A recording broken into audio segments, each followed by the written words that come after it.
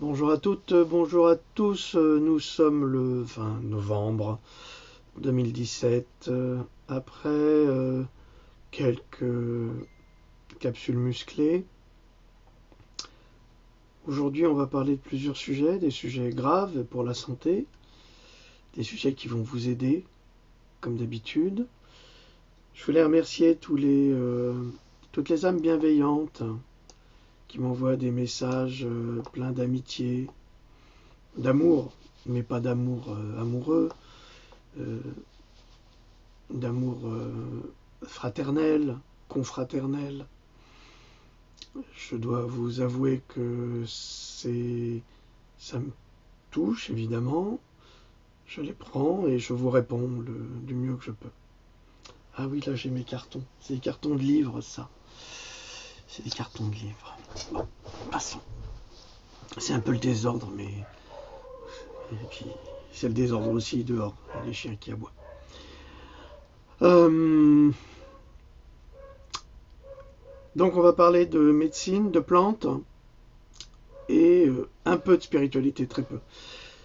J'ai des contacts qui me demandent pourquoi est-ce que vous parlez pas de spiritualité, parce que vraiment vous avez l'air d'en savoir bien plus que ce que vous dites. Et je réponds tout à fait modestement que les gens ne sont pas prêts à entendre les discours spirituels, ou très peu d'entre eux. Et dès qu'on rentre dans le domaine de la spiritualité, on est tout de suite, alors déjà que je suis attaqué de toutes parts, par des malveillants, bien sûr. Non, moi je suis pas malveillant vis-à-vis d'eux parce que j'ai pas de haine contre eux, aucune, aucune.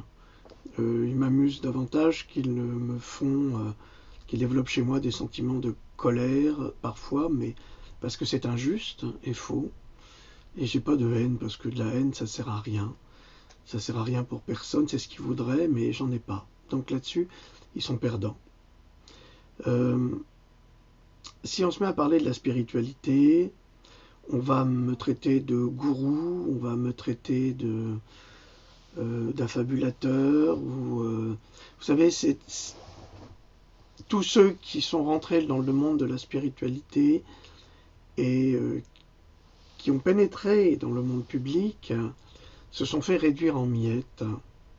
Et c'est pour ça que la spiritualité est toujours restée en deçà de cette société. Il suffit de regarder Rudolf Steiner, qui a fait des conférences, bien sûr, mais qui a été assassiné également par les nazis.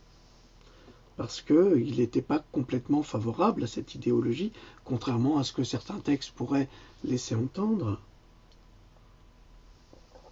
Et ça, mon ami Ariane Bilran, qui a très très bien étudié Steiner, me l'a expliqué, mais nous ne sommes pas d'accord sur ce point. Mais ce sont des échanges intellectuels et ça peut très bien se passer en respectant les uns et les autres. Mais ça, c'est possible avec des personnes capables d'abnégation et de mettre leur ego de côté.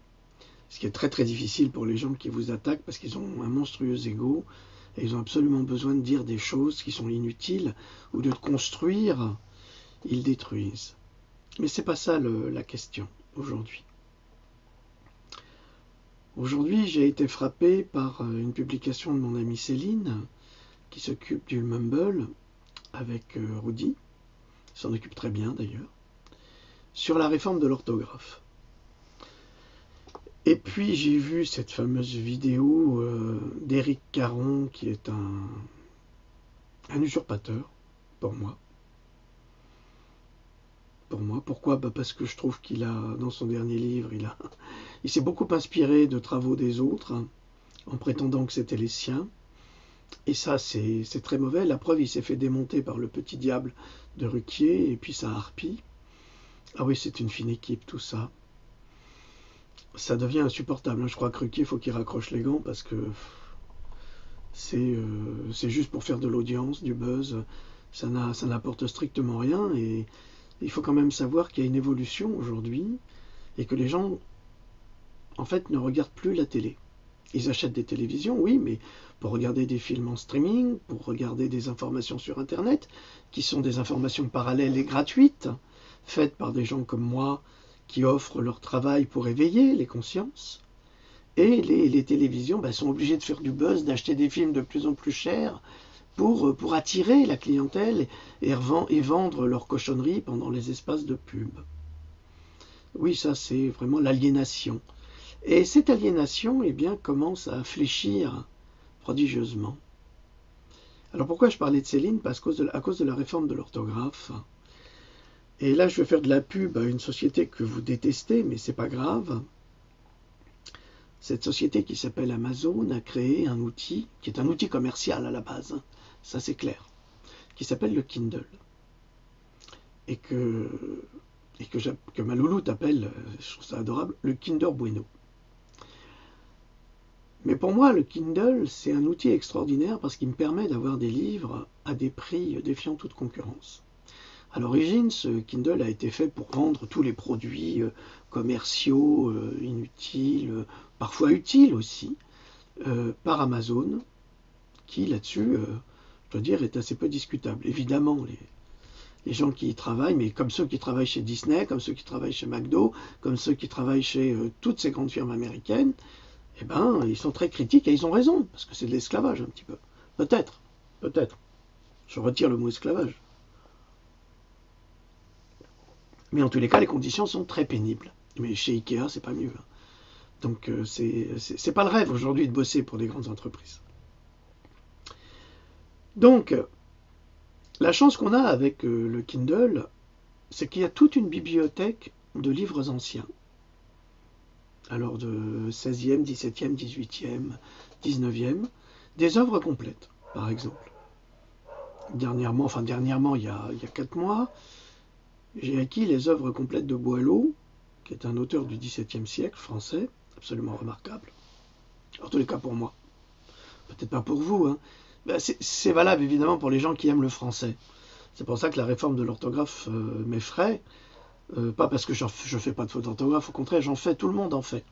Je vais rassurer les gens, je suis un ancien dyslexique, donc je sais très bien ce que c'est que la dysorthographie, la gauche, la droite, tout ça. Tous les problèmes des dyslexiques, je les connais. Je les ai vécus. C'était dur. Mais je vous rassure, hein, c'est pas un handicap, hein, c'est juste une autre façon de penser et de réfléchir. Hein. C'est qu'on n'a pas le cerveau, on n'utilise pas les mêmes sphères du cerveau, c'est pour ça. Ça ne veut pas dire que les dyslexiques sont inférieurs, hein, pas du tout. Einstein était dyslexique. Hein, ça, je dis ça aux dyslexiques qui ont un petit peu peur, mais c'était un homme remarquable en tout point. Même si ces théories aujourd'hui sont discutées, remises en question, mais c'est pas la question. À l'époque, il faut avouer qu'Einstein, c'était un physicien absolument extraordinaire. Et donc, les œuvres de Boileau, j'ai toujours plaisir à les lire, ici ou là, parce que toutes les œuvres de Boileau, je les ai achetées pour moins de 2 €. Voilà. Et vous pouvez acheter toutes les œuvres de Stevenson, vous pouvez acheter toutes les œuvres de Victor Hugo, de tout ça, de tous ces grands auteurs, de Maupassant, de qui vous voulez, de Flaubert, qui vous voulez, pour une misère. Pour une misère. C'est la première fois que la culture est accessible. Accessible à tous. Pour rien. Alors je touche rien de la part d'Amazon.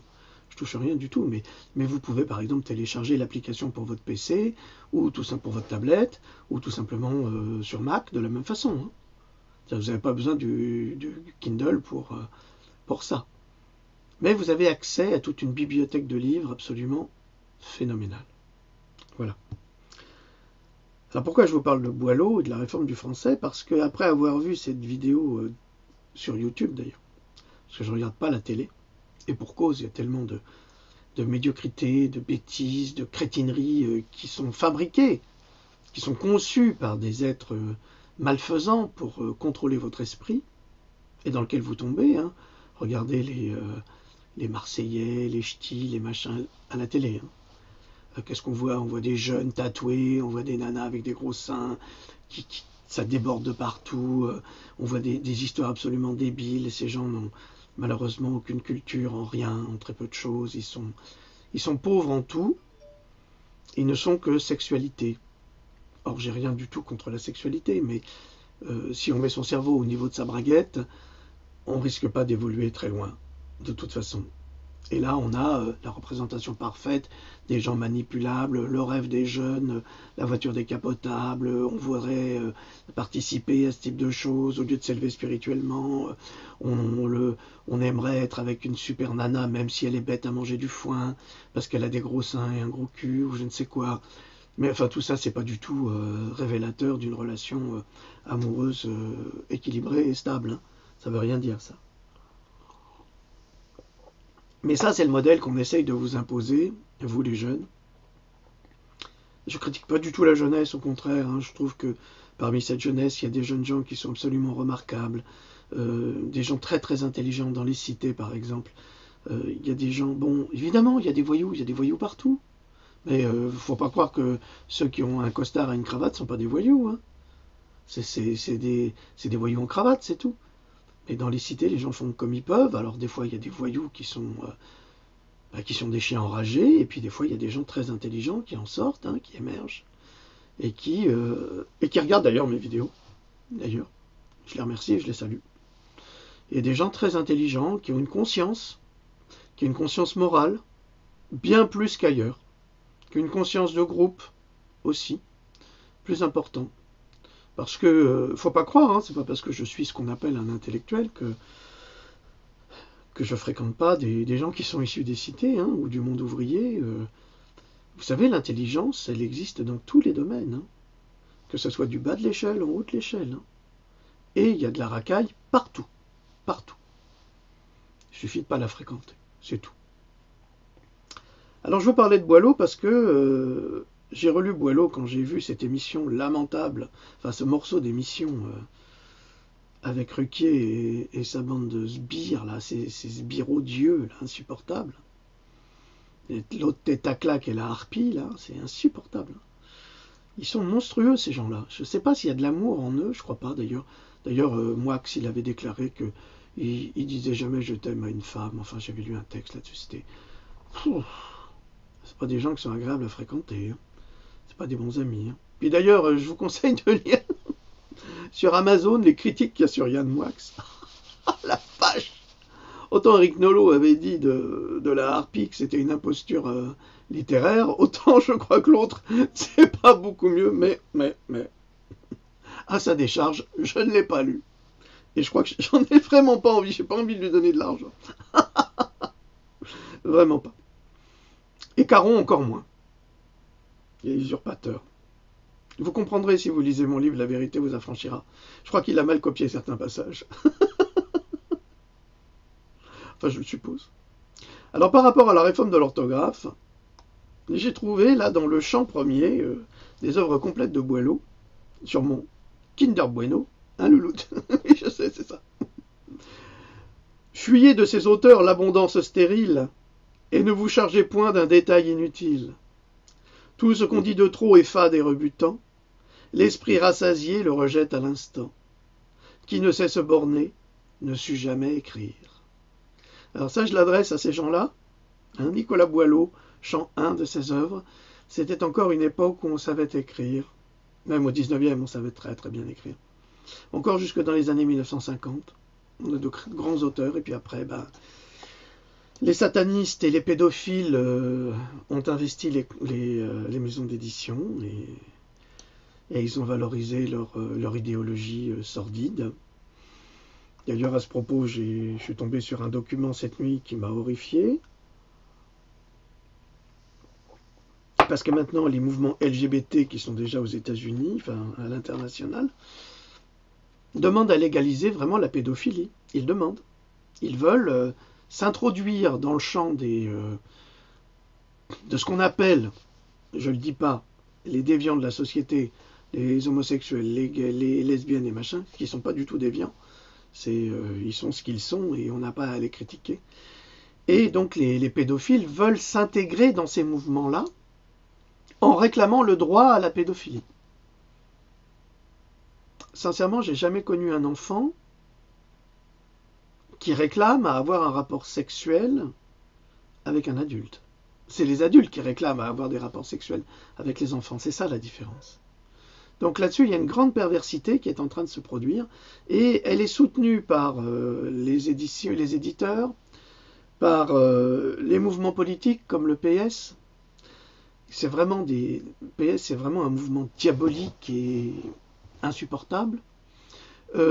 Par toute une ambiance qui traîne, et ça passe aussi dans les films de Walt Disney, ça passe aussi dans un Star Trek, où on voit que Mr. Sulu, je crois, est homosexuel.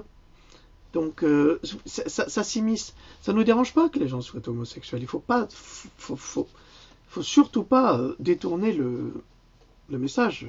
Ma cousine, ma propre cousine est homosexuelle. Très heureuse, elle vit avec une femme, ils ont 2 enfants, elle s'est fait inséminer par un homosexuel qui voit ses enfants régulièrement. C'est une famille très heureuse, donc j'ai pas du tout de critique à faire là-dessus ou à formuler. C'est pas ça. Ce qui me gêne, c'est l'intégration de la pédophilie dans un débat qui ne doit pas avoir lieu d'être. Je vous rappelle que dans certaines sociétés traditionnelles, la pédophilie, mais c'est même pas en rêve, même pas en rêve. Qui touche un enfant est sacrifié immédiatement. Il n'y a que la perversité occidentale, pour servir les maîtres, évidemment, qui sont tous des pédophiles, ça on l'a vu, on le voit fréquemment, hein, il suffit de s'intéresser un peu à la politique, mais ça je le laisse à des spécialistes qui font très bien ce travail de lutte contre les pédophiles, comme Être en liberté, qui se bat corps et âme, ou comme, donc c'est Corinne de Être en liberté, qui fait un travail remarquable, ou tout simplement comme Farida Belhoul, qui se bat également sur le sujet, mais alors corps et âme, corps et âme. Ainsi bien sûr que mon amie Ariane Bilran, qui publie justement, qui est la grande spécialiste sur les droits sexuels en France et qu'on veut dénigrer parce qu'elle est tellement juste dans ses analyses. Je vous rappelle qu'elle est psychologue polyclinicienne et normalienne. C'est un cerveau, vraiment une tête remarquable et bien faite. Alors, on va passer maintenant à un autre sujet avant d'attaquer dans le vif.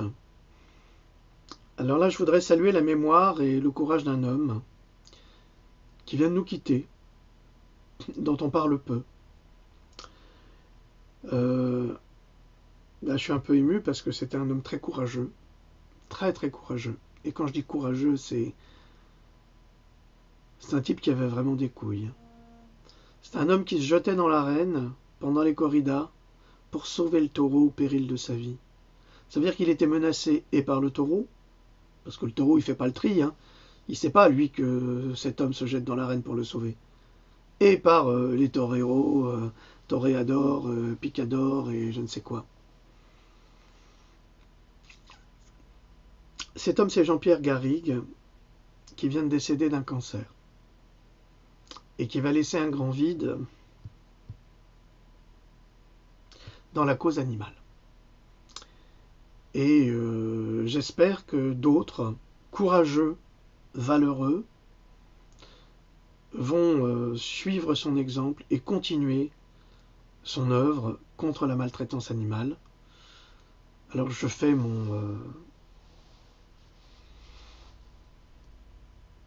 ma part également de mon côté, en publiant, en expliquant que les animaux ne méritent pas d'être maltraités comme ils le sont, et qui maltraite un animal maltraite inévitablement un homme.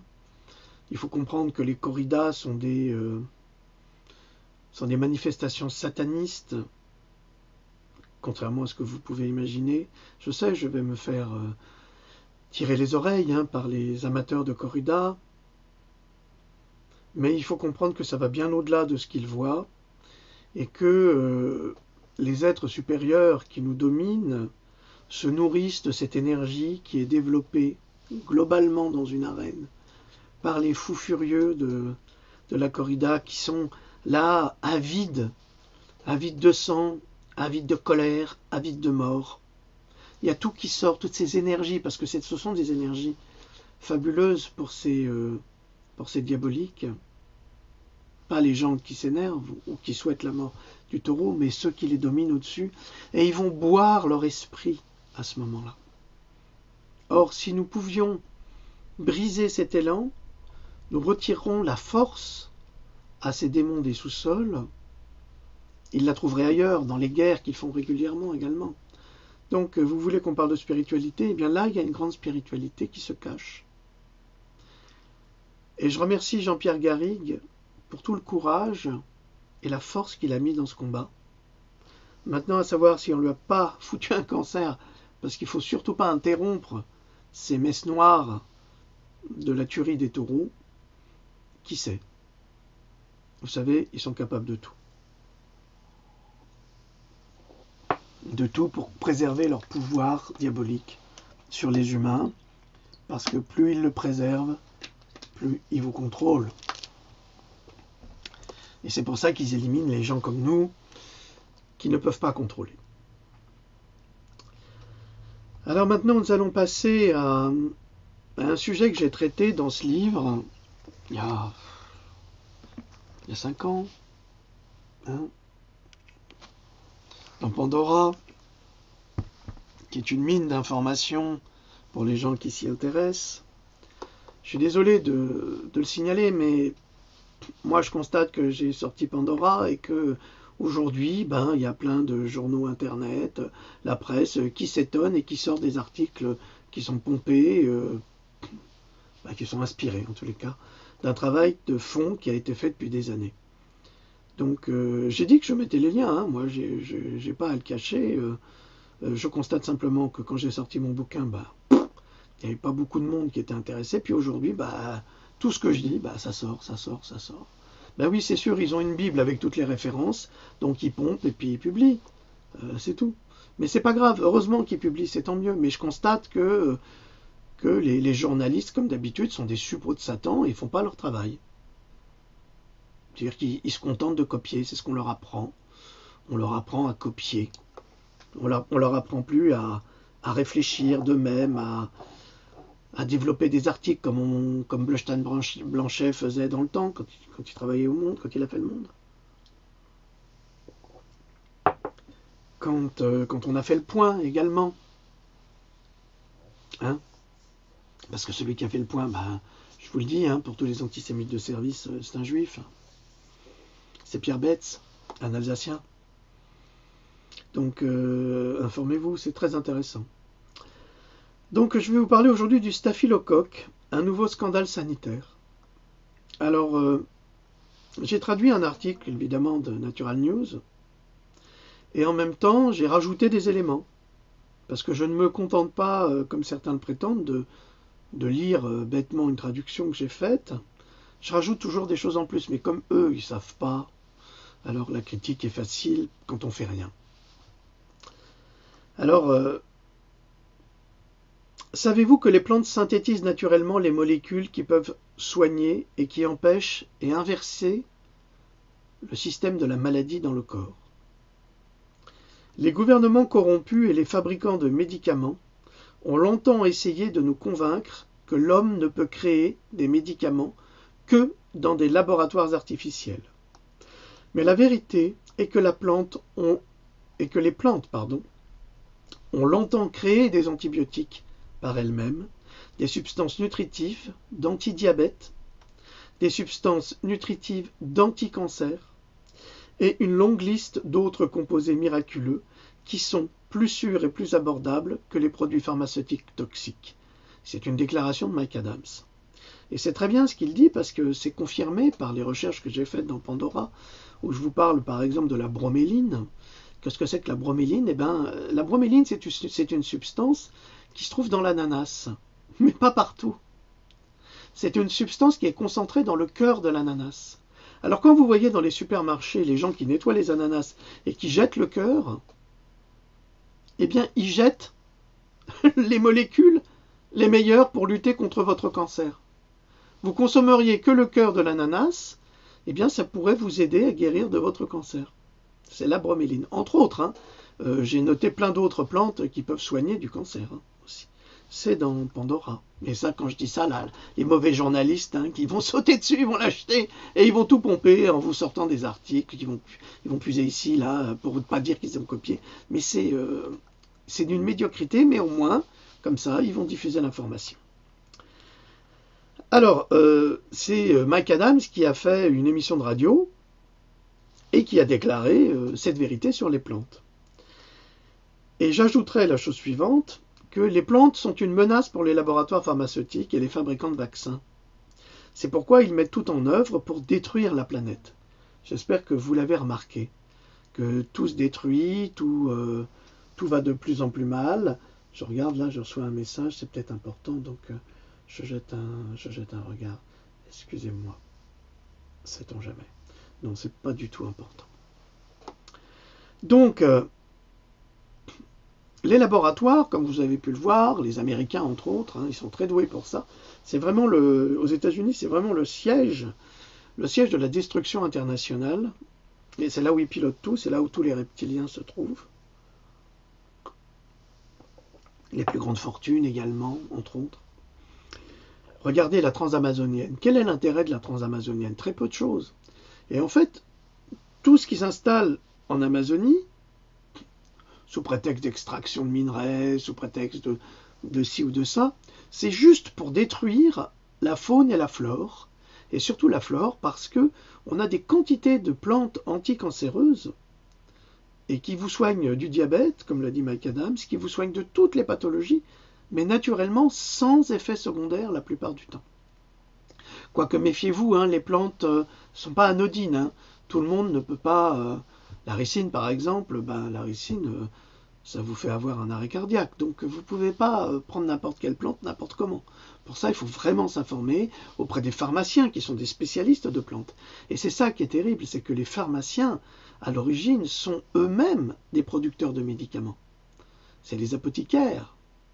C'est-à-dire qu'on venait les voir, on disait, écoutez, j'ai mal ici, j'ai mal là, qu'est-ce qu'il me faudrait? En Chine, on le fait encore fréquemment. Alors l'apothicaire, il va prendre telle plante, il va faire une concoction, et il va vous la remettre pour que vous puissiez vous soigner et vous guérir. Aujourd'hui, l'apothicaire est transformé en simple distributeur des molécules chimiques des laboratoires. Et ça, c'est très grave, parce que ça vous prouve, ce que j'avance, que les laboratoires, les industries pétrochimiques et autres détruisent la vie sur Terre pour annihiler toutes les possibilités de trouver chez vous, dans la nature autour de vous, les moyens de vous soigner avec soit des écorces d'arbres, soit des racines de telle plante, soit les feuilles de telle plante. C'est extraordinaire. Extraordinaire dans les deux cas. La façon dont on détruit est extraordinaire, comment la nature nous aide à nous guérir et à nous soigner. Alors, les plantes sont une menace pour les laboratoires et les fabricants de vaccins, c'est pourquoi ils mettent tout en œuvre pour détruire la planète. Depuis le développement du sida, voire dans Pandora, je vous le remontre, des fois que vous l'aurez oublié, alors uniquement disponible sur Amazon, s'il vous plaît, Pandora. Vous allez voir, ça c'est... Mais ça on le sait depuis longtemps, sauf que vous ne le savez pas. Alors je présente mes excuses aux gens que je traite d'ignorants, qui se vexent parce qu'on les traite d'ignorants parce qu'ils sont ignorants. Ce que je veux dire, c'est que les informations, elles sont à votre disposition, c'est à vous de les chercher. Vous ne les cherchez pas et après vous faites confiance à des margoulins. Et après vous ne comprenez pas pourquoi vous mourrez d'un cancer. Vos enfants meurent d'un cancer. Et vous dites, oui, c'est la fatalité. Non, c'est pas la fatalité. C'est pour ça que je vous traite d'ignorant. Mais je suis un ignorant moi-même. J'étais comme vous, exactement comme vous. Avant de me plonger dans mes recherches, comme mes amis qui luttent contre la pédophilie, corps et âme. Et oui, c'est comme ça. Donc, depuis le développement du sida, parce qu'on sait que le sida est une maladie fabriquée, voire dans Pandora, les laboratoires n'ont cessé de produire des protocoles lourds et invalidants, alors qu'un simple buisson qui pousse au bord des routes en Afrique du Sud pourrait aisément le guérir, d'après le sage africain Credo Mutwa. Alors Credo Mutwa, David Icke en a parlé. C'est un homme qui est très difficile d'accès. Pourquoi était-il difficile d'accès? Mais parce qu'il est détenteur de savoir extraordinaire. Donc j'ai écrit un roman d'ailleurs où je parle de lui. Et c'est un homme absolument remarquable. Là je reprends une citation de Mike Adams. Les plantes sont des laboratoires pharmaceutiques à elles toutes seules. Elle synthétise les molécules par elle-même. Ces molécules fabriquent un mécanisme d'autodéfense protégeant la plante de la maladie et d'autres vecteurs agressifs en fournissant des substances nutritives. Et de cette façon, elles peuvent être tout aussi utiles pour les humains. Les plantes et particulièrement leur système racinaire, leur système racinaire, donc c'est les racines, doivent être antibactériennes parce qu'autrement, elles seraient détruites par les bactéries présentes dans le sol. Chaque plante vit et survit et crée ses propres antibiotiques, déclare Mike Adams. Y avez-vous jamais pensé? Cela fait que chaque plante, chaque arbre est une usine chimique fabriquant des médicaments, a-t-il ajouté. La nourriture la plus puissante ainsi que les médicaments sont disponibles gratuitement sur la planète et ils grandissent à l'extérieur de chez vous, dans votre jardin. Savez-vous que des plantes sauvages locales sont bien meilleures pour votre santé que des produits bio d'un supermarché? Ils sont naturellement chargés de médicaments à base de plantes, de phytonutriments, et vous seriez étonné combien grandissent près de votre maison ou appartement. En fait, peu importe où vous vivez, il y a un nombre de plantes sauvages dans votre région qui ont été utilisées pendant des milliers d'années comme nourriture gratuite et comme médecine. Alors je peux vous donner un exemple tout bête. Vous avez un jardin, eh bien vous avez du plantain dans votre jardin. C'est une mauvaise herbe, le plantain. Mais le plantain est une plante qui a soigné Henri IV de la chaude-pisse. Le plantain est un antibiotique naturel. Il suffit d'en prendre les feuilles, de prélever les feuilles, et puis de le découper, vous mettez ça en salade, vous faites ça en tisane, vous pouvez le cuire avec vos aliments. Ça n'a pas forcément de goût, peut-être un petit peu amer, mais le plantain est une plante naturelle antibiotique. L'ail également. C'est connu depuis toujours. Regardez des photos de 1900, vous voyez des bergers qui mangent un oignon avec un bout de pain. Oignon, bout de pain, huile d'olive. Il y a suffisamment d'éléments nutritifs dans l'oignon et d'antibiotiques pour soigner pas mal de maladies. Pourquoi on prenait des oignons sur les bateaux? À cause du scorbut, bien évidemment. Des pommes, évidemment, qui se gardaient, qui se préservaient longtemps. Sauf qu'il n'y en avait pas assez, bien sûr. Donc voilà, on peut trouver tout dans son jardin, si on sait comment faire. On peut développer des potagers de plantes médicinales qu'il faut relativement protéger des pluies qui ne sont pas seulement acides, mais qui sont bourrées d'aluminium, et on va y venir. Pourquoi je vous dis ça? Mais parce que Monsanto a créé un gazon qui résiste à l'aluminium.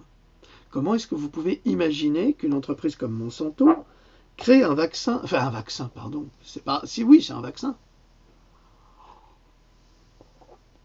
Crée un gazon qui résiste à l'aluminium. D'où vient cet aluminium? Je vous signale que l'aluminium dans la nature n'existe pas. L'aluminium est une réaction chimique créée avec la bauxite et un flux électrique. Et là, après, on a de l'aluminium qui s'entoure autour de bobines. Mais autrement, l'aluminium, ça n'existe pas. Donc il est impossible, naturellement, de trouver de l'aluminium sur Terre si ce n'est pas fabriqué. Et si vous trouvez de l'aluminium dans votre jardin, cet aluminium qui va détruire et vos plantes potagères, et vos arbres, comme c'est le cas aux États-Unis, tellement il y a de chemtrails, c'est que ça vient d'en haut. Et il faut savoir que Monsanto, aujourd'hui Bayer, Monsanto, c'est la même famille, eh bien, collabore avec les assassins qui nous empoisonnent d'en haut. Mais pourquoi est-ce qu'ils collaborent tous entre eux? Mais tout simplement pour nous détruire. Et pourquoi est-ce qu'ils nous détruiraient? Parce qu'en même temps, ils détruisent tout notre vivier, c'est-à-dire toutes ces plantes, toute cette alimentation naturelle à notre disposition, pour forcer l'homme à devenir un consommateur et pour consommer leurs saloperies d'OGM, de légumes OGM, qui ne sont pas nourrissants et qui provoquent le cancer. On le sait, c'est dans Pandora. Alors Monsanto continue à dire que le glyphosate ne crée pas le cancer, mais on a de plus en plus d'éléments de preuve et de recherches scientifiques qui prouvent le contraire. Mais attention, Monsanto n'aime pas qu'on dise que son Roundup est cancéreux, mais c'est fait exprès tout cela. Ils le savent et ils l'ont toujours su et ils l'ont conçu pour ça. Alors vous allez me dire, mais est-ce que c'est une forme de crime organisé? Mais absolument, absolument. Mais depuis toujours. Lisez l'histoire la véritable histoire de Monsanto dans mon livre Pandora. Hein, je vous le remontre. Hein. Je ne sais pas si c'est dans le tome 1 ou dans le tome 2. Je crois que c'est dans le tome 2. Ça doit être dans celui-là. Ça doit être dans celui-là. Donc lisez cela, vous verrez à quel point c'est une entreprise, comme disaient certains, c'est monsatanique. Absolument. Alors, ainsi l'homme ne pouvant plus produire et se servir de la nature tombe inévitablement malade, ce qui est le cas. On n'a jamais été aussi malade qu'au XXe siècle et au XXIe siècle. On n'a jamais fait autant d'hôpitaux pour les enfants leucémiques. Il n'y en avait jamais. On n'a jamais eu ça. Comment se fait-il que les enfants développent des cancers? Comment se fait-il? On le sait, le cancer est induit dans les vaccins. Et ça, vous en avez la preuve ici. Ici. Et c'est pas moi qui dis les choses. Ce sont des scientifiques. Évidemment, les jeunes médecins vous disent que c'est pas vrai, mais parce que les jeunes médecins, pardonnez-moi, jeunes médecins, mais vous avez été élevés au biberon des laboratoires et non plus au biberon de la médecine. Vous avez oublié votre objectif principal, qui est de non nocere, c'est-à-dire de ne pas nuire à l'espèce humaine. Or, vous nuisez à l'espèce humaine à partir du moment où vous continuez à vacciner avec des molécules qui se trouvent à l'intérieur de ces vaccins que vous ne connaissez pas et qui vont empoisonner à plus ou moins long terme ceux que vous vaccinez. Vous ne me croyez pas parce que vous avez été élevé au biberon des laboratoires. Dans ce cas, ça ne sera pas une grosse dépense pour vous d'acheter cela, ça vous coûtera le prix d'une consultation. Et vous pourrez juger après par vous-même si ce qui est dit dans cet ouvrage est juste ou faux. Et si vous ne changez pas d'avis, alors vous appartenez aux médecins ignorants qui refusent le progrès. Vous êtes des médecins scientistes, ou alors vous êtes des médecins complices, parce qu'il n'y a pas le choix. Hein. C'est soit ignorant, soit complice, soit contradicteur, ceux qui ont compris et qui refusent de vacciner. Et ce n'est pas la première fois qu'on entendra qu'un médecin qui a fait un faux certificat de vaccination va être radié de l'ordre des médecins. Est-ce que vous vous rendez compte? Le médecin applique l'ordre des médecins et il est radié pour cette raison. Excusez-moi. Est-ce que vous savez que dans ce bouquin, Vaccins, secrets et vérité, j'ai retranscrit une lettre d'un scientifique qui travaillait pour un laboratoire, je crois que c'était Merck, peu importe, et dans lequel elle disait, cette femme française, médecin, chercheuse, que avant de faire tout vaccin, il faudrait faire des tests pour savoir si l'enfant ou l'individu est capable de résister aux molécules sans créer de développer de maladies auto-immunes ou d'invalidité ou de mort subite. Donc, on est obligé de faire ces tests. Mais comme, il n'y a pas d'autre mot, mais les salopards du ministère de la Santé vous répondent, parce que c'est vraiment de l'ordurerie, hein, ce ministère. C'est pas du tout un ministère, c'est un ministère de l'insanité. Eh bien, ils vous disent, les laboratoires nous disent que les vaccins sont bons, on ne voit pas pourquoi on paierait pour vérifier. Non mais attends. Alors moi je vais dire, entre guillemets,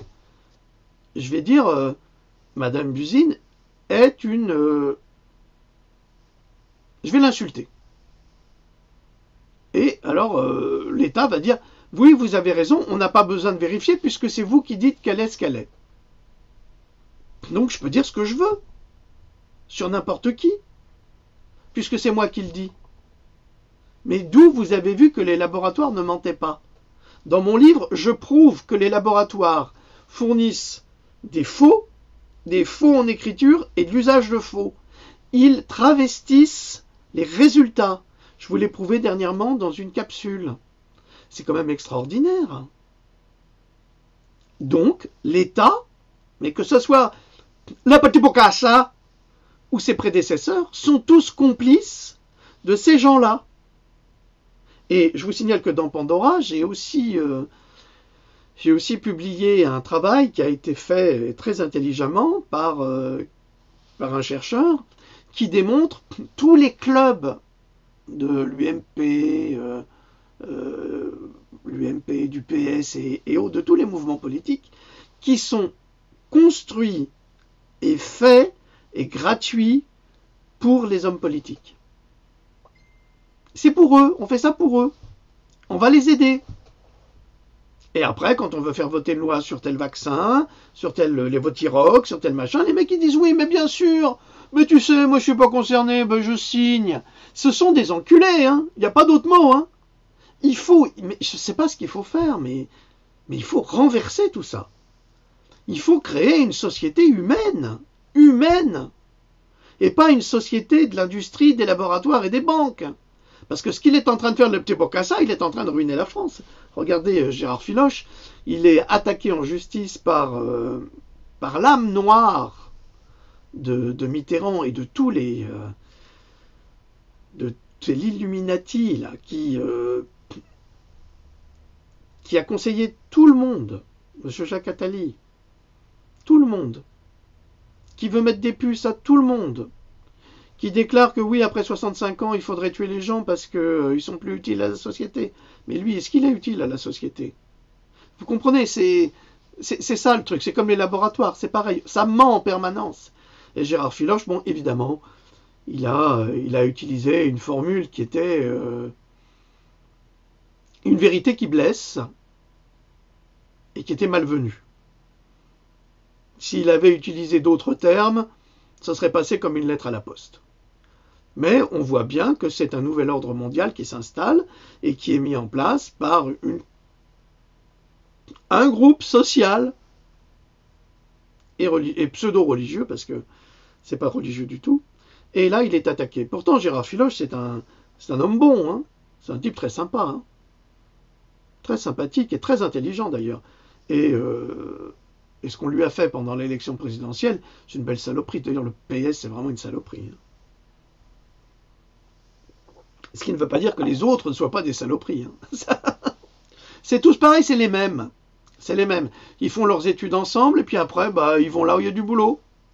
Ils vont soit au FN, soit à l'UMP, soit ici, soit là. C'est vraiment une cochonnerie tout ça. Ça ne représente absolument pas le peuple. Donc, ainsi, l'homme ne pouvant plus produire et se servir de la nature tombe inévitablement malade et doit consommer de la nourriture Monsanto et des médicaments des labos.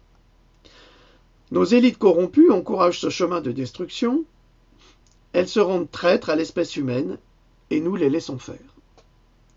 Alors, constatez quand même que ceux qui votent des lois pour obliger les vaccins, c'est les élites. Ceux qui nous balancent des médicaments sans qu'on en ait le choix ou un regard, c'est les élites, à travers les laboratoires. Donc tout est fait par des gangsters qui s'enrichissent à chaque fois, qui touchent. Regardez cet homme politique, Xavier, comment il s'appelle? C'est lui qui a autorisé le garde d'asile. Il est dans le Nord, je ne vais pas dire son nom là, parce que c'est la crapule ça aussi. Il a autorisé le garde d'asile. Hein. Il a autorisé l'aspartame en France. Neurotoxine. Hein. Donc, vous voyez, ces hommes politiques, ils touchent à chaque fois qu'ils donnent des autorisations. C'est que de la crapulerie. Il faut faire quelque chose. Les élites politiques nous font croire à la démocratie, mais elles instaurent la dictature de pensée. C'est exactement ce que fait le petit Bokassa. La dictature de soins, la dictature alimentaire, pour réduire l'humanité à la portion congrue des espèces, afin d'organiser l'extinction de notre espèce et des espèces animales pour créer la nouvelle espèce d'homme dans un nouveau monde, créé à leur image. Nous ne sommes pas à la première extinction, et si nous laissons faire, nous serons la suivante. Alors vous allez me dire, mais si ils vont nous exterminer, pourquoi eux ils le font? Mais parce que ce sont des imbéciles qui croient ce que les dirigeants leur disent en leur disant mais vous aurez votre place au paradis. Exactement comme les mêmes imbéciles vont dire aux djihadistes ma parole, tu vas avoir 1001 vierges, tu vas pouvoir niquer après. C'est comme si c'était un but de pouvoir niquer. Hein? Faut réfléchir un petit peu. Donc c'est les mêmes. Et ils y croient. on va vous donner telle pastille pour vous protéger, puis paf, après ils meurent d'un cancer et ils ne savent pas pourquoi. Ils sont manipulés. Vous comprenez? Les gens qui nous dirigent, les vrais, pas Macron, Brigitte, tout ça, c'est de la merde, tout ça, c'est pas ça qui nous dirige. Ça, c'est des exécutants, c'est Pinocchio, hein, c'est Niafron, c'est Guignol. C'est tout. Mais Guignol, c'est plutôt la main dans le cul. C'est plutôt pour l'autre. C'est ça. Ils sont dirigés, contrôlés. Regardez, son élection est absolument invalide. Et nous laissons faire. Parce qu'ils nous endorment par les pollutions atmosphériques, par l'eau du robinet, par la nourriture. Il y a des poisons là-dedans. Et pourquoi croyez-vous que les francs-maçons socialistes néofascistes veulent nous faire détester Dieu, l'Église et la Bible? Vous savez bien que je ne suis pas un religieux. Mais c'est pas parce que je ne suis pas religieux que je ne lis pas le Coran qui est là. Hein. Vous allez me dire, ouais, il dit n'importe quoi, c'est pas vrai. Bah si, c'est vrai. Hein. Moi j'ai mon Coran, je la note, je le lis. Quand j'ai des amis musulmans, bah, je pose des questions. J'ai la Bible. Où est-ce qu'elle est, ma Bible de Chouraki? Elle est là. Je vous le montre, hein, c'est juste pour vous dire que j'ai mes notes qui partent. Voilà. J'ai d'autres Bibles, j'ai la Bible de Louis Ségon également, j'ai plein de versions, je m'intéresse à tout. Et donc, c'est de très bons livres, hein, tous. Hein. Les livres saints, c'est toujours... J'ai la Torah dans une autre pièce. J'ai tout, je suis désolé. Parce que moi, j'essaie de comprendre, je veux comprendre, et je tends la main à tout le monde. Et donc, pourquoi croyez-vous que les francs-maçons socialistes néofascistes veulent vous faire détester Dieu, à votre avis? Vous croyez que c'est un hasard? À tous ces problèmes-là, on va faire descendre les croix pour plaire aux musulmans qui arrivent. Ça veut dire quoi, ça? Mais ça veut dire quoi? Mais en Syrie, un pays musulman chiite, il y a des églises chrétiennes. Ça n'a jamais dérangé les Syriens. En Iran, qui est un pays chiite, il y a des églises chrétiennes et il y a des synagogues et il n'y a aucun problème. Aucun problème. Il ne faut pas croire tout ce qu'on dit sur l'Iran. C'est des mensonges absolus. Donc au Moyen-Orient, il y a toujours eu une tolérance. En Israël, il y a évidemment des synagogues, il y en a beaucoup, des temples, il y en a beaucoup. Mais il y a aussi des églises chrétiennes, évidemment. Bon, il y a aussi le problème, moi je ne veux pas rentrer dans ce sujet. Mais ce que je veux dire, c'est qu'au Moyen-Orient, il y a toujours eu des échanges entre les religions et les peuples. Il faut arrêter de nous faire croire à n'importe quoi. En revanche, en Égypte, depuis qu'on a développé, les Anglais ont développé les frères musulmans, parce que c'est une création du MI5, c'était le MI3 à l'époque. Donc MI3, MI5, bref, passons. Depuis qu'ils ont développé le nationalisme islamiste, donc les frères musulmans, avec les frères Ramadan, dont l'autre là qui est accusé de viol ou d'agression sexuelle, voilà. C'est pas du viol, c'est de l'agression sexuelle. Et franchement, Tariq, c'est pas un gentil avec les femmes, hein, d'après elle. Hein. Il est plutôt dans le genre agressif et violent. Hein. Parce que c'est la domination. Hein. Et ça n'a rien à religieux, ça. Hein. Donc, passons. Pourquoi croyez-vous que les francs-maçons socialistes néofascistes veulent vous faire détester Dieu, l'Église et la Bible? Car il est inscrit dans la Genèse, ouvrez les guillemets, puis l'Éternel Dieu planta un jardin en Éden, du côté de l'Orient, et il y mit l'homme qu'il l'avait formé. L'Éternel fit pousser du sol des arbres de toute espèce, agréables à voir et bons à manger. Et l'arbre de la vie au milieu du jardin, et l'arbre de la connaissance du bien et du mal. Je reprends cette phrase. L'Éternel Dieu fit pousser du sol des arbres de toute espèce, agréables à voir et bons à manger. Tout est là. Tout est là. C'est-à-dire que ceux qui ont créé l'homme, celui qui a créé l'homme, a créé en abondance la nourriture, les arbres pour se nourrir, hein. Pas les animaux pour se nourrir, les arbres et les plantes. Parce qu'on peut très bien se nourrir rien qu'avec ça. Or, les mêmes satanistes nous font croire que la protéine est uniquement dans la viande, ce qui est faux. La protéine, les acides aminés, se trouvent en quantité dans les plantes, dans les céréales et autres. Mais évidemment, quand c'est Monsanto qui va détruire les arbres en plantant de l'OGM partout, eh bien, automatiquement, on n'a plus les nutriments. On n'a plus rien. Donc l'objectif, il est là. Il est détruire la nature, comme c'est noté dans la Bible, détruire la nature pour favoriser l'industrialisation de la nature, qui est en fait le moyen le plus certain de détruire l'espèce humaine. La vache, 51 minutes. Et on n'a pas encore commencé. Avec l'aluminium, les pollutions atmosphériques, les produits phytosanitaires, les pesticides, les OGM, tout est rendu impropre à la consommation, même si on nous affirme le contraire, nous rendant dépendants de cette consommation empoisonnée et forcée par les grandes industries et ceux qui gouvernent en réalité notre monde, puisque nos gouvernants, sans le moindre sens commun, s'acharnent à obéir bêtement pour empoisonner la planète et les citoyens de cette planète.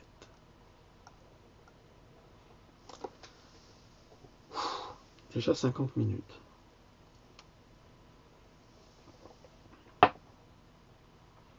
Et on n'a pas commencé.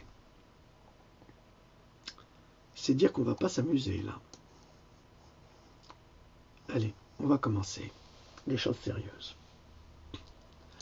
Alors, dans un article qui a été publié par Natural News 365, je crois, je vais y revenir. Alors,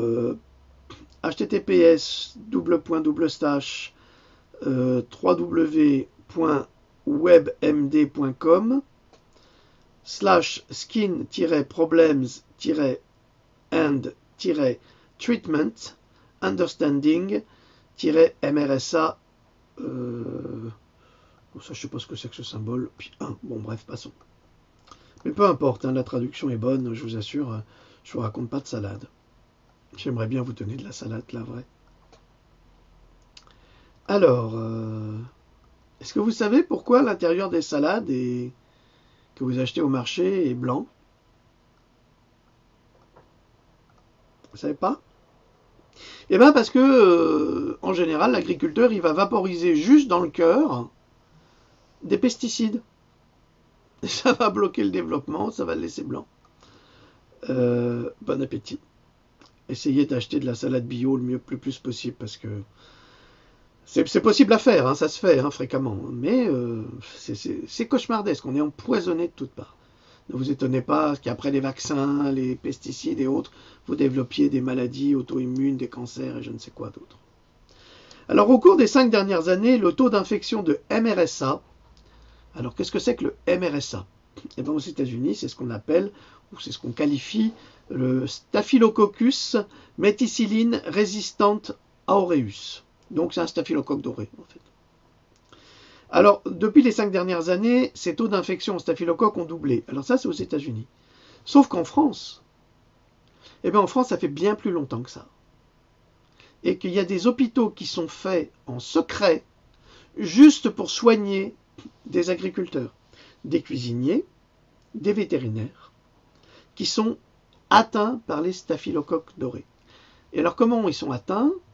Par exemple, le boucher et le vétérinaire, s'ils se coupent avec de la viande qui a été nourrie aux antibiotiques, comme c'est le cas actuellement, clonée et je ne sais quoi, eh bien les staphylocoques passent de la viande à la coupure et vont infecter l'individu. Et on a énormément de mal à les soigner avec les antibiotiques. Mais on y vient. Le staphylocoque, donc je vous explique ce que c'est quand même, c'est une bactérie qui cause des infections sur différentes parties du corps. Ces infections sont de plus en plus difficiles à traiter, car la plupart des staphylocoques dorés, ou staph, comme on dit aux États-Unis, sont de plus en plus résistants à certains antibiotiques généralement utilisés. Le plus souvent, le staphylocoque cause des infections bénignes sur la peau. Mais il peut également créer des problèmes plus sérieux, ou infecter des blessures chirurgicales, le système sanguin, les poumons ou les voies urinaires. Et ça, c'est ce qu'a attrapé Guillaume Depardieu, qui a été victime, après une opération, d'une infestation par staphylocoque doré, et qui a souffert le martyre, et qui n'a pas pu être soigné par la médecine allopathique, malheureusement. Et le pauvre garçon, et ça me fait toujours de la peine de parler de lui parce qu'il était tellement doué, et ben il s'est suicidé tellement il n'en pouvait plus, pour cette raison, peut-être sans doute pour d'autres raisons, parce que c'était une âme torturée. Mais il n'avait pas besoin de souffrir comme ça par les erreurs médicales. Alors, pas d'inquiétude quand même, parce que nombre de personnes saines sont porteuses de staphylocoques sans être infectées. En fait, 1/3 de la population mondiale a des staphylocoques rien que dans le nez. Là, je vais balancer mes staphylocoques.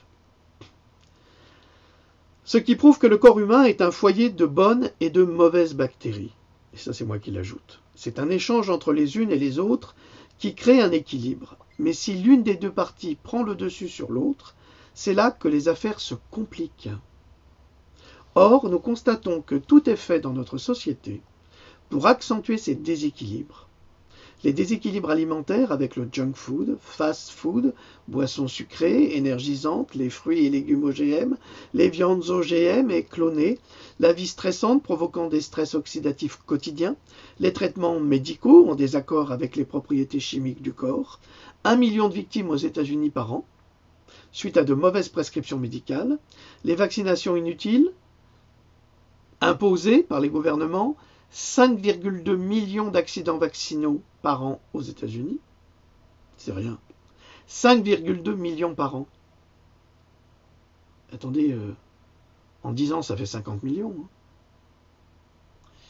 Et oui. Qui pourrait largement être remplacé par des traitements, donc les vaccins peuvent être remplacés par des traitements de vitamines et de compléments alimentaires nécessaires au corps humain, on le sait depuis les années 1970.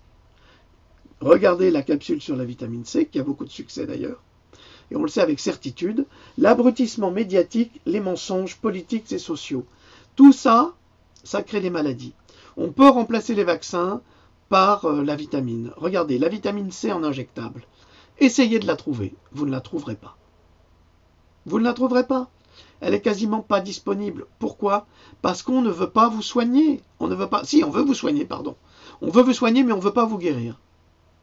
On peut guérir un cancer en quelques jours avec 50 mg, non, 50 grammes, 50 grammes de vitamine C par jour. On peut guérir un cancer. Est-ce que vous vous en rendez compte? Est-ce que vous réalisez ça? Eh non! Alors on vous impose les chimiothérapies, on vous impose la radiothérapie, mais c'est normal.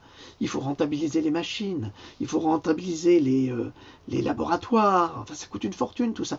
Tout ça, ils veulent nous parler d'économie.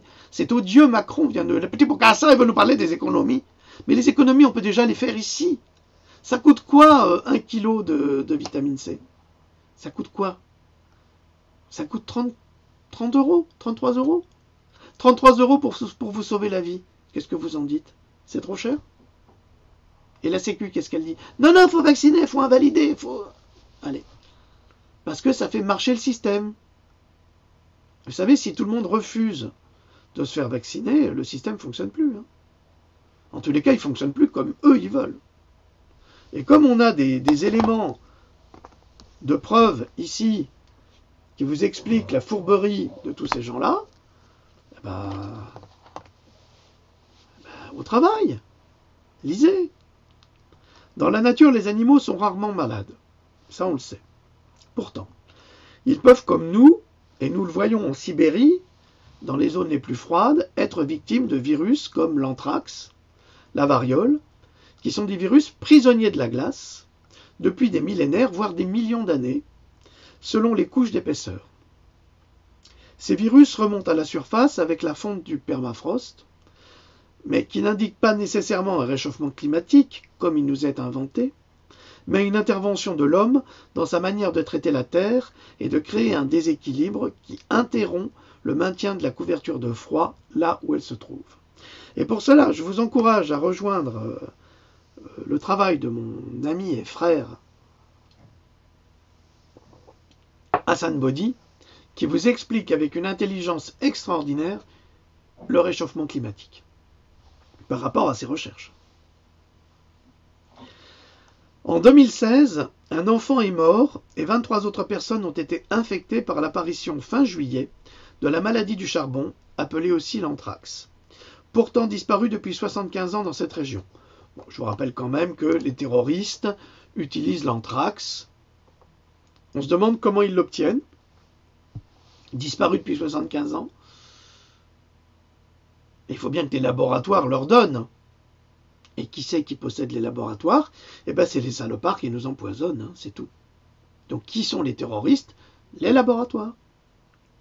Pour les scientifiques, l'origine remonte très probablement au dégel d'un cadavre de renne mort de l'anthrax il y a plusieurs dizaines d'années. Libérée, la bactérie mortelle, un bacille facilement disséminé sous forme de spores, a ensuite infecté des troupeaux de rennes nombreux dans la région. Ça, c'est un petit passage qui a été pris dans un article de Science et Avenir en 2016 sur le permafrost, virus et bactéries. Lisez ça, c'est très intéressant.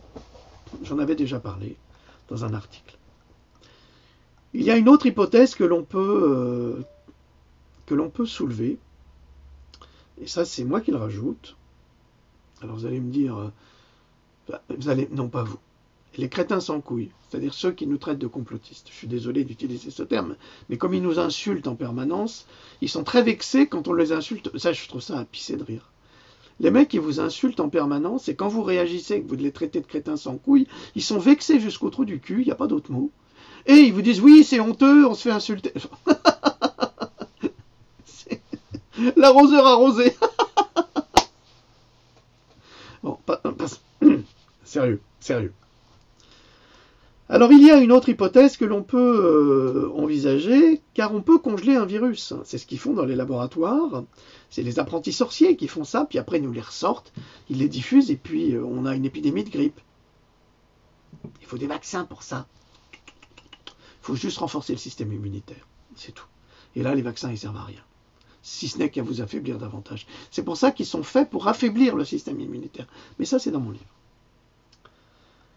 Alors, et ils font ça dans les laboratoires de biohazard militaires qui se trouvent partout, en Afrique, à Lyon, à Paris, enfin n'importe où. Comme ça, ils peuvent diffuser à loisir. Vous voyez, c'est très facile. Hein. J'ai un virus dans un vaccin. Je vais prendre par exemple un SDF. Je vais lui saouler la gueule. Je vais lui faire une piqûre de ce vaccin. Je vais le lâcher dans la nature. Eh bien, le virus va se répandre parmi toute la population des SDF. Mais je peux faire exactement la même chose avec un enfant dans une maternelle. Je vais vacciner cet enfant, c'est ce qu'on fait fréquemment. Et puis il va contaminer de la rougeole, des oreillons, de la rubéole, tous les enfants qui sont près de lui. Et puis les parents. Et puis les parents des parents. Je vais faire la même chose avec la grippe. C'est exactement pareil. C'est tout mon travail qui vous démontre que le vacciné devrait être mis en quarantaine parce que c'est lui qui est un émetteur, transmetteur des maladies. C'est personne d'autre. Donc, on peut congeler un virus pendant des centaines d'années, voire des milliers, voire des millions d'années, le réveiller à loisir pour satisfaire un agenda en le réchauffant avec HAARP, par exemple, H-A-A-R-P, ni vu ni connu. Alors, on peut le congeler, le laisser sur place pendant plusieurs centaines d'années, ce qui indiquerait que des êtres supérieurs ont placé partout sur la planète des bombes chimiques supposées émerger en temps et en heure. C'est bien ce que pense le remarquable écrivain Anton Parks. Alors j'ai ces livres là. Ouais. Alors je vous encourage. Enfin, moi je trouve ça génial. Il est très critiqué évidemment parce qu'il dit des choses très vraies qui sont... Disons que Anton Parks et moi on a beaucoup de choses en commun. La première, c'est qu'on vérifie toutes nos sources. Alors, je vous encourage ça. C'est très très bien, c'est passionnant.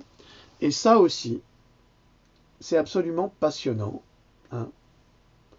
Donc, c'est un homme remarquable. Vous voyez, je parle pas par des trucs que j'ai trouvés sur Internet. Et ce que j'adore chez Anton Parks, ce sont ses notes. Parce que tout est dedans. Et donc, c'est ce que dit Anton Parks dans les enquêtes qu'il mène auprès d'anciens membres de services secrets des États-Unis, CIA, NSA, FBI, et qu'il publie à travers ses livres. Parce que Anton Parks, c'est quelqu'un de très sérieux, contrairement à ce qu'on veut dire, et on veut le faire passer pour un illuminé dans le genre imbécile, hein, pas un Illuminati, hein, mais c'est parce qu'il dénonce justement ces gens-là, avec des preuves factuelles. Pourtant, alors maintenant on va revenir au staphylocoque que les antibiotiques, aujourd'hui, peinent, alors on dit peinent à éradiquer, mais sont quasiment incapables d'éradiquer. Mais ça, on ne va pas vous le dire, et je me souviens avoir vu sur la 5 il y a 2 ans, et comme quoi la 5, Arte, des fois, il y a quand même de belles choses. J'avais vu il y a 2 ans sur la 5 un documentaire passionnant. Alors il était passé, je sais pas pourquoi j'ai allumé la télé ce jour-là, un après-midi alors que je regarde jamais la télé. Et sur la 5, je tombe sur ce documentaire passionnant en Allemagne sur le développement des staphylocoques dorés auprès de la population et qu'on ouvre des hôpitaux, des ailes d'hôpitaux, exprès pour conserver ces gens-là sous cloche. Parce qu'ils peuvent contaminer tout le monde. Ce sont des bombes bactériologiques, les mecs.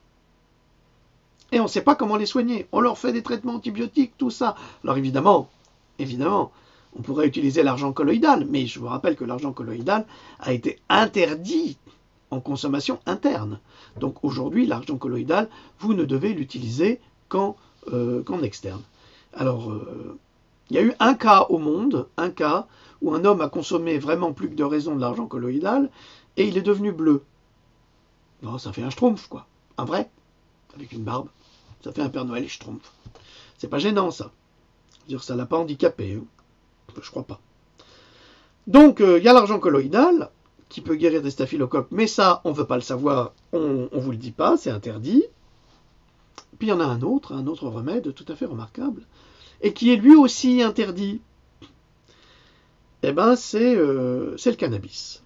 Et j'en ai déjà parlé. Alors, il y a quelqu'un qui m'avait demandé des informations sur le cannabis et ci et ça.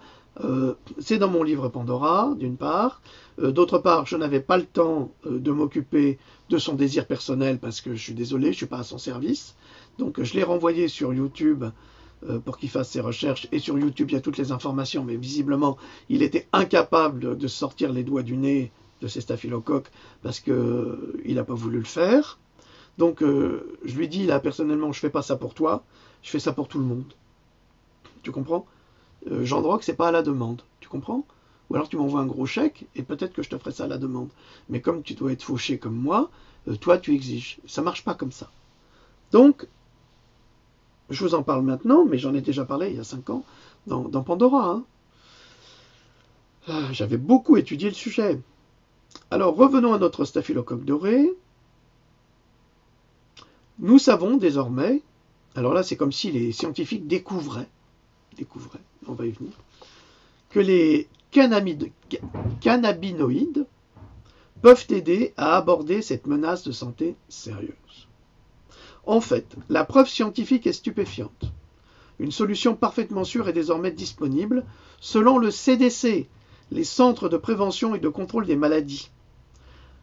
Le staphylocoque affecte 94 000 Américains par an. Donc, et menace la vie de 18 000 d'entre eux. Un sinistre témoignage de la capacité de ces bactéries à muter pour devenir imperméables aux antibiotiques qui étaient autrefois efficaces. Bon, il faut dire qu'aux États-Unis, comme je l'ai dit tout à l'heure, le junk food, le sucre des sodas, de l'alcool et tout ça, ça développe du sucre dans le corps humain et ça nourrit les staphylocoques. Vous comprenez ? Ils sont nourris avec ça. Alors, là je réfléchis à un truc. Ouais, c'est là que je vais vous le dire. Je ne l'ai pas noté, mais je voulais vous le dire aussi. Maintenant qu'on a trouvé que les cannabinoïdes pouvaient soigner de nombreuses pathologies, eh bien, qui c'est qui se met sur la liste pour créer des médicaments, à votre avis ? Eh bien, c'est Monsanto et Bayer. Et donc, eux, ils veulent cultiver du cannabis OGM. Or, on s'est rendu compte que le cannabis OGM est très mauvais pour la santé et qu'il a des effets dévastateurs plutôt que bénéfiques. Donc, ça correspond à ce que je vous ai dit tout à l'heure. Je suis désolé que ça soit si long, mais tout est lié. Que ces entreprises sont là pour détruire les plantes, les transformer, les modifier pour qu'elles perdent leurs propriétés principales. Ah oui, et Monsanto travaille d'arrache-pied pour détruire la planète. Donc, avec des chercheurs avides de découvrir de nouvelles façons de combattre ces virus pathogènes résistants aux médicaments, la recherche offre un nouvel espoir. De récentes études ont montré que les constituants trouvés dans le cannabis médical, le vrai, pas l'OGM, pas celui de Monsanto Bayer, faites bien attention, peuvent agressivement combattre le staphylocoque pathogène. Le cannabis contient plus de 70 cannabinoïdes thérapeutiques, tout comme le gingembre contient 16 à 18 médications qui remplacent des médicaments, le curcuma idem, tous des anticancéreux bien sûr. Évidemment, les laboratoires ne veulent pas que vous le sachiez. Les cannabinoïdes, appelés aussi CBD, sont des acides gras qui se trouvent naturellement dans la plante cannabis sativa. On les trouve naturellement sous forme d'endocannabinoïdes à l'intérieur du corps humain où ils aident à diriger le système immunitaire qui contrôle entre autres l'appétit, le sommeil, la mémoire, la connaissance et la perception de la douleur. Les chercheurs connaissent depuis longtemps les propriétés antibactériennes du cannabis. Des préparations au cannabis ont été examinées dans les années 50 comme d'actifs et puissants agents antiseptiques pour la bouche et la peau, mais pas seulement, pour les intestins aussi.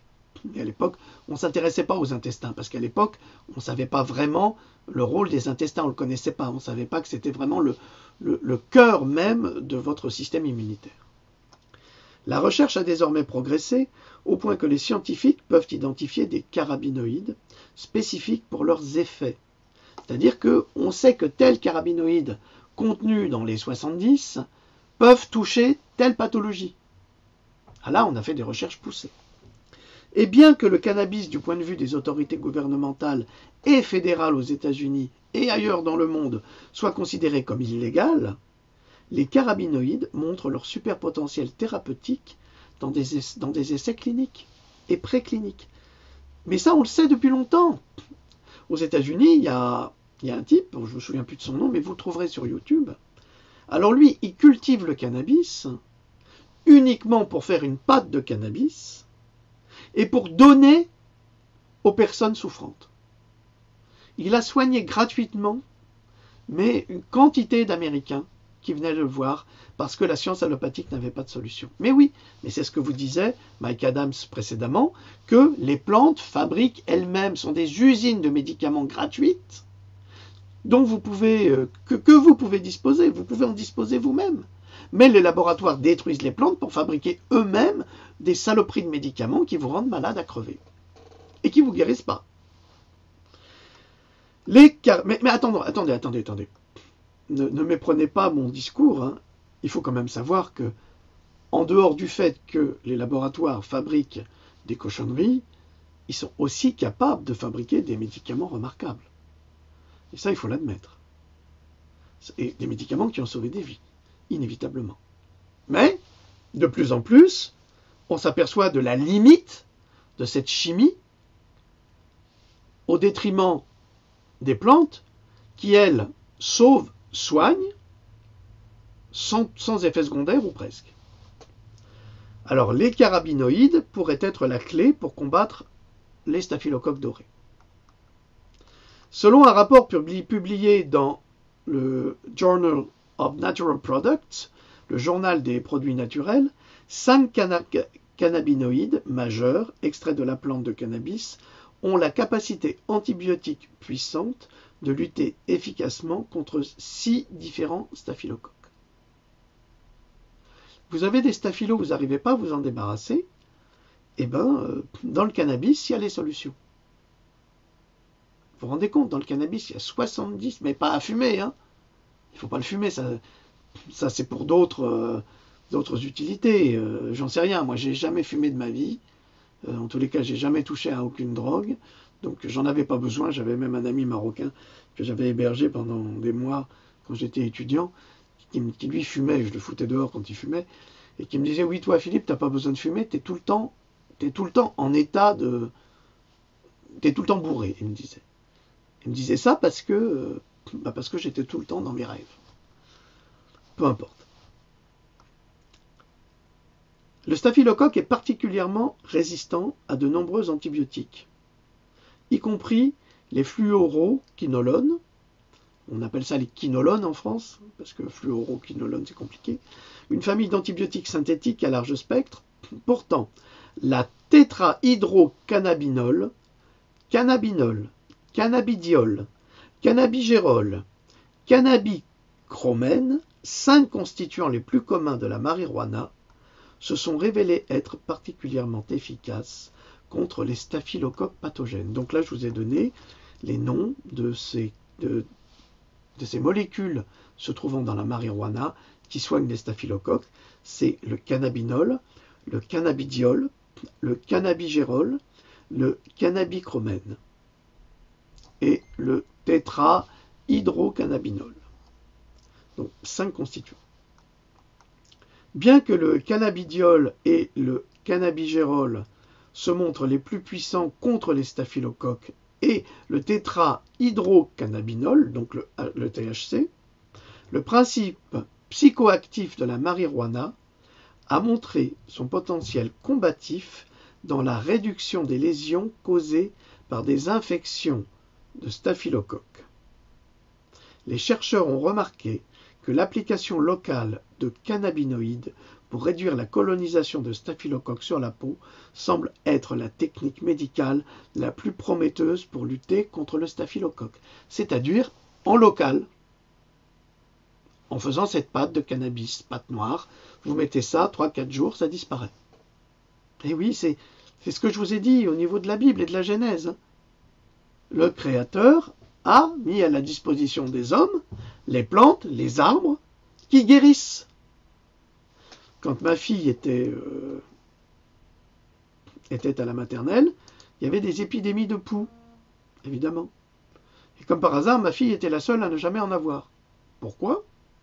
Parce que j'avais confectionné à l'aide d'une écorce d'arbre et de vinaigre blanc un remède contre les poux qui ne brûlait pas les cheveux, qui n'était pas invalidant et qui les tuait comme ça, tout de suite, parce que c'est une molécule, cette écorce d'arbre, qui tue les poux immédiatement.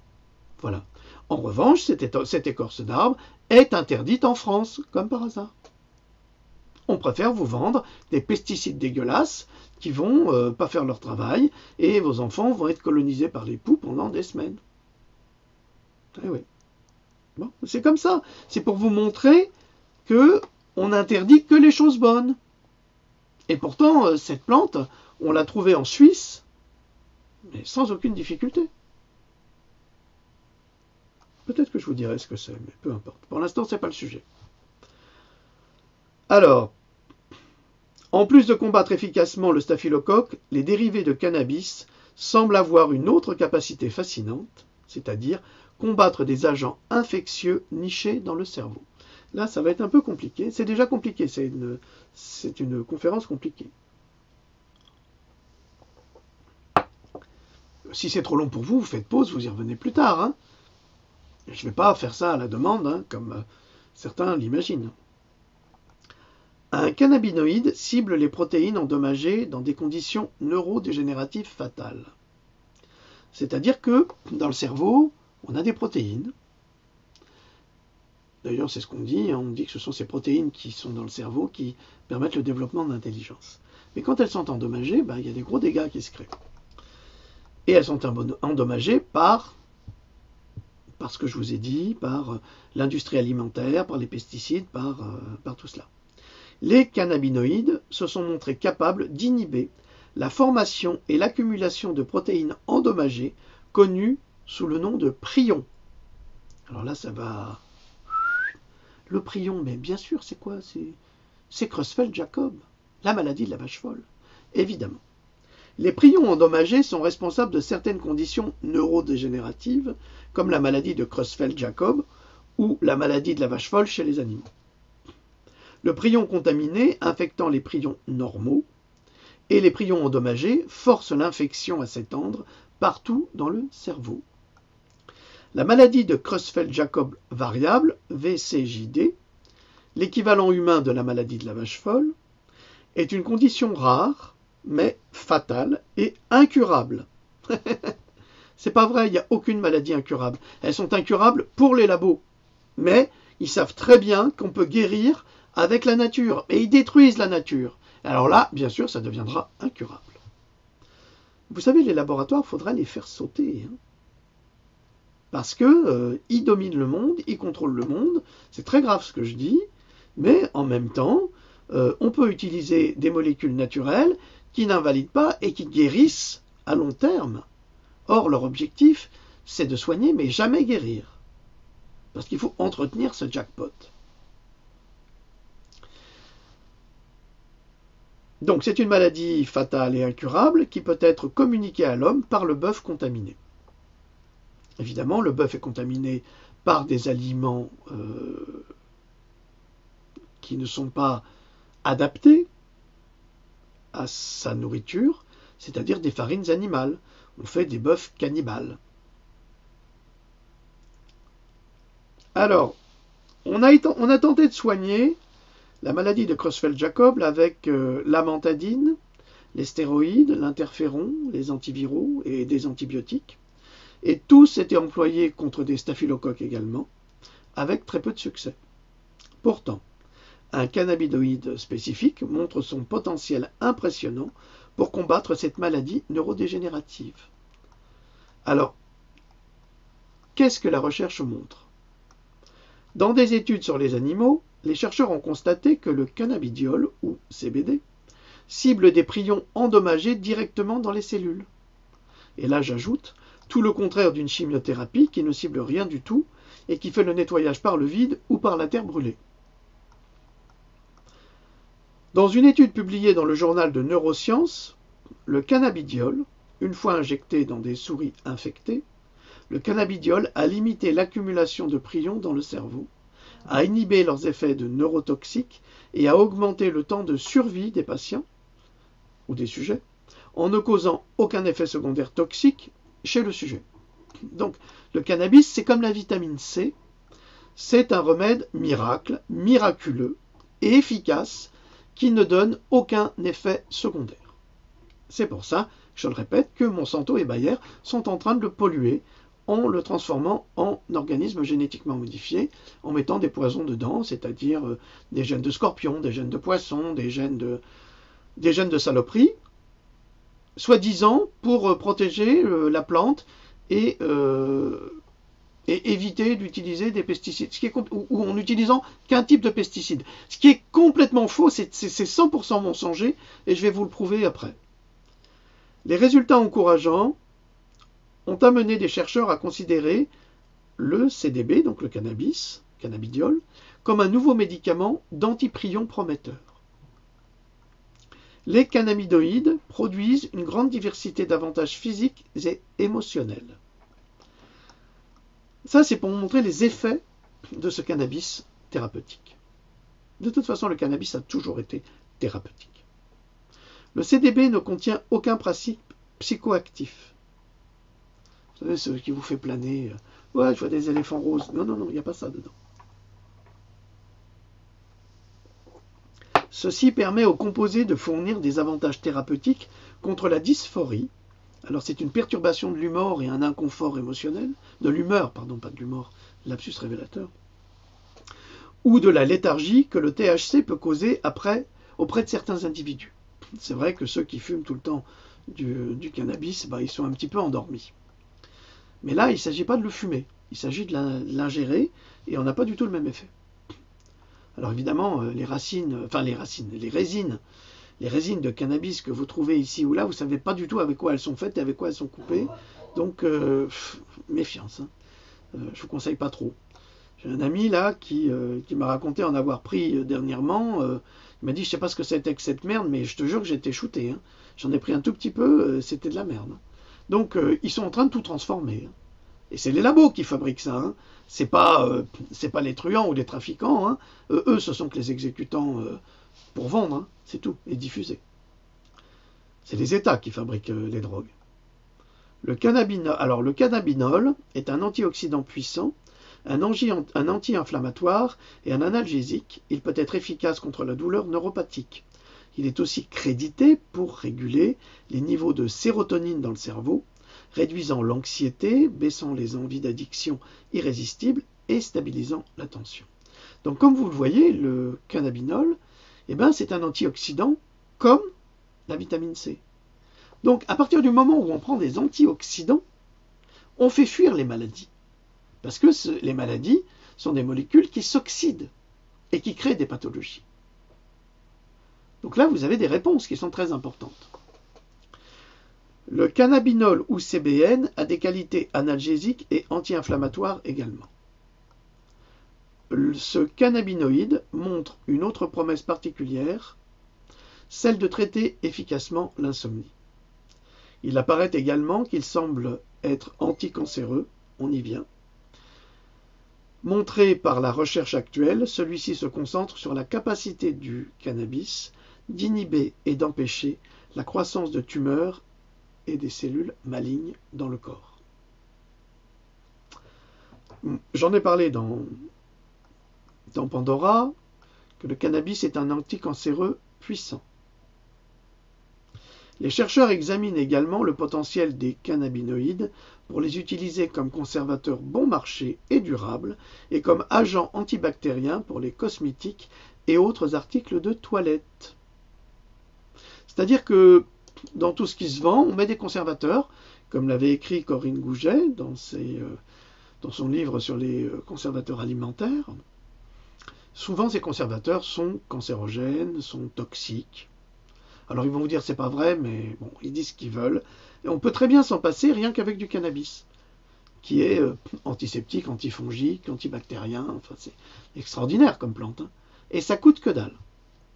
Comme les scientifiques le constatent aujourd'hui, le développement des cannabinoïdes thérapeutiques de la marijuana et ses fascinants composés pourraient apparaître comme les premières thérapies naturelles du XXIe siècle. Oui, en effet, ça l'a été pendant des siècles, des millénaires, mais les laboratoires ont tout fait pour mettre en place des corrompus de politique qui ont interdit la fabrication et la consommation de cannabis.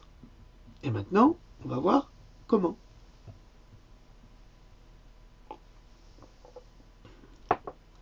Alors, c'est un article qui a été publié par naturalhealth365.com. Vous n'avez qu'à regarder. J'ai décidé que je ne vous mâcherai plus le travail. Mais les sources sont là. À présent, vous allez me demander, mais si la marijuana est si miraculeuse, mais pourquoi l'interdire? C'est une très bonne question, ça. Eh bien, la marijuana ou le chanvre sont dangereux pour les gros industriels de la chimie, de la pétrochimie, de l'agriculture, de l'alcool, du tabac, du papier, de la confection. Car cette plante sert à tout. On peut faire des cordages, des voiles de bateau, des vêtements, isoler des maisons, faire des tableaux de bord de voiture, soigner, s'alimenter. Elle détoxifie des radiations du sol et les régénère sans pesticides et sans engrais. Cette plante divine, interdite aux hommes, par les hommes, pour encourager ceux-ci à tomber malades sans être capables de se soigner par la suite. On est vraiment dans un mode d'extermination de l'espèce humaine et des animaux, d'ailleurs. Et il faut détruire tout ce qui soigne, et c'est ce qu'ils font, mais avec beaucoup d'acharnement. Hein. Le chercheur Jack Herer a prouvé dans les archives du Congrès américain une publicité datant de 1942 encourageant à cultiver du cannabis. Les articles officiels du bulletin du SDA numéro 404 ont conclu que la culture de cannabis produit 4 fois plus de pulpe en générant, alors c'est-à-dire c'est des cultures qui produisent davantage de bienfaits à la terre que d'effets néfastes, parce que ça génère 4 à 7 fois moins de pollution. Et pourquoi? Parce qu'on n'a pas besoin de pesticides ni d'engrais pour le cannabis. Et qu'en plus, c'est une plante qui régénère les sols. Vous comprenez? C'est vraiment la plante miracle, comme la vitamine C est une vitamine C miracle, qu'il ne faut absolument pas développer, parce que c'est trop bon pour l'agriculture. C'est tout. Alors, en février 1938, dans Popular Mechanics, je vous cite le petit article, c'est une saison courte pour la culture. On est en 38. Hein. Ça veut dire que un an plus tard, c'est la Deuxième Guerre mondiale. Hein. On sort à peine de la récession de 1929. Donc on est dans une situation délicate. C'est aux États-Unis. Hein. C'est une saison courte pour la culture. Cela peut être cultivé partout aux États-Unis. Ses racines longues, fines et profondes laissent la terre dans un état parfait pour les cultures suivantes, sans besoin de travailler la terre ou de la laisser reposer. La densité des feuilles, 8 à 10 cm au-dessus du sol, étouffe naturellement les mauvaises herbes, sans besoin de les traiter. Le cannabis, cette nouvelle culture, aurait pu booster l'agriculture des États-Unis pendant les années 30. Si ces développements étaient utilisés dans la fabrication des machines agricoles, ça pourrait devenir une révolution industrielle agricole. Seulement, ce fait pourrait créer des millions d'emplois pour le marché énorme des produits différents à base de chanvre ou de cannabis. Si le cannabis n'était pas interdit, le chanvre pourrait retirer les États-Unis de la Grande Dépression économique. Alors là, ça a été pris d'un site qui est très intéressant, qui est sur le cannabis, c'est www.guide-coffeeshops.com, l'histoire de la marijuana. Voilà, alors j'en ai fini pour aujourd'hui. Vous avez énormément d'informations pour vous soigner, pour vous sauver si vous le pouvez. Si tous les gens qui ont un jardin cultivaient de la marijuana, non pas pour la fumer mais pour se soigner, il n'y aurait plus de malades en France. Les gens se guériraient tout seuls. On n'aurait plus besoin de passer par les laboratoires. Mais déjà que les laboratoires on fait voter une loi pour supprimer les potagers dans les jardins, donc vous comprenez qu'on vous retire tout. Alors maintenant, il faut choisir. Soit vous continuez à accepter de vivre en esclave pour des bourreaux qui ne veulent qu'une chose, c'est vous assassiner, et assassiner la planète, cette magnifique planète qui nous est donnée, qui nous a été donnée, qui nous a été offerte. Soit, vous relevez la tête et vous dites non. Vous savez, si une personne dit non, on peut la battre. Si 10 000 personnes disent non, c'est plus dur. Si 100 000, ça devient plus compliqué. Si 1 million, si 10 millions, si toute une population se soulève, on ne peut rien faire contre elle. Rien. Ni la corruption, ni les coups ne peuvent briser l'esprit des révoltés. Alors, faites le bon choix pour vous et vos enfants. Si vous voulez avoir des enfants en bonne santé, si vous voulez vivre sans souffrance et mourir de mort naturelle, faites les bons choix. Sur ce, c'était long, mais c'était bon. Salut à tous.